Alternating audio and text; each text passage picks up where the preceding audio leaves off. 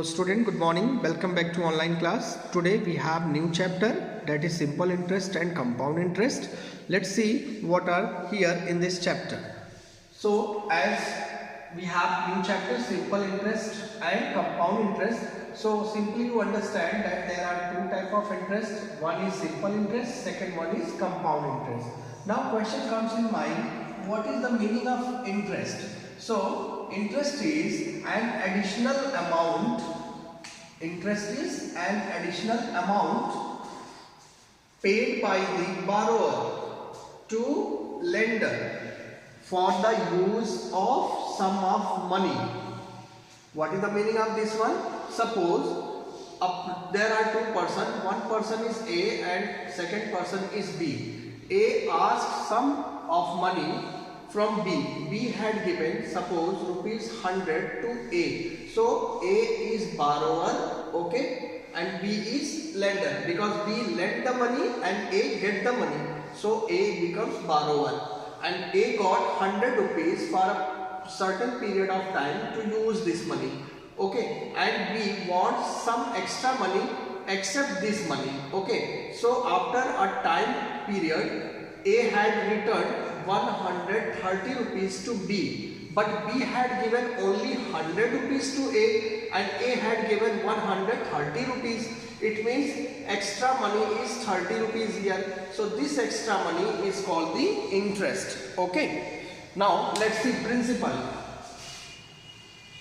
Principal, it is the sum of money lent, borrowed or invested, okay. So the sum of money which a lender gives to borrower, or borrower just takes the money from the lender, or a money is invested somewhere, so that is called the principal.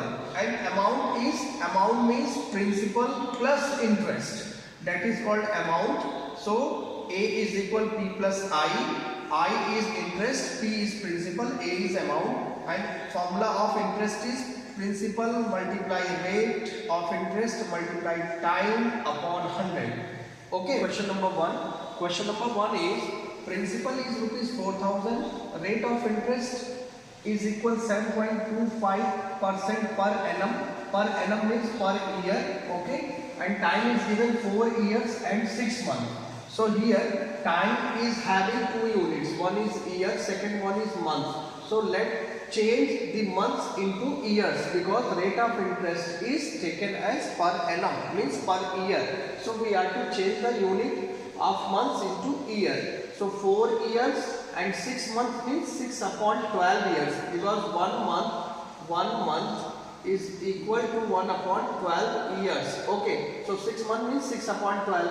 6 divides 6 one time and 6 divides 12 two times, so 1 by 2 years.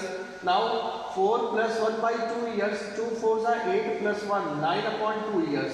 In this way we got the value of time, that is in 9 by 2 years, okay. Now years and per annum, these two units are same, so we can use the formula, okay. Simple interest is equal P means principal multiply rate of interest multiply time upon 100. Now put the value of P 4,000 and rate 7.25 and time 9 by 2 upon 100. Now this is 2 as denominator, so we can write down 2 in this way also, okay. So 4,000 multiply 7.25 multiply 9 upon 2 multiply 100. 20 cancel. Now 2 divides 40 20 times.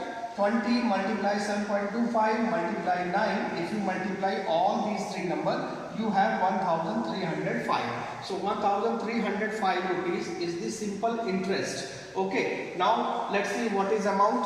Amount is equal principal plus simple interest. So principal is 4,000 plus simple interest is 1,305. Now add this, we have 5,305, okay. See question number 2. Find the interest on rupees 17,300 from 28 Jan 2008 to 10 April 2008 at the rate of 5%. Also find the amount. Now here we have principal 17,300 and we have time 28 January 2008 to 10 April 2008. This is the time period. Okay, and rate of interest is given 5% per annum. Okay, now whatever the information we got, we will write down. Now 2008 is a leap year. Okay, so check out January to April. So January, February, March and April. So from 28 Jan. So how many days are left in January after 28? 29, 30, 31. Total how many days are left in January? 3 days. So in January it is written 3 days.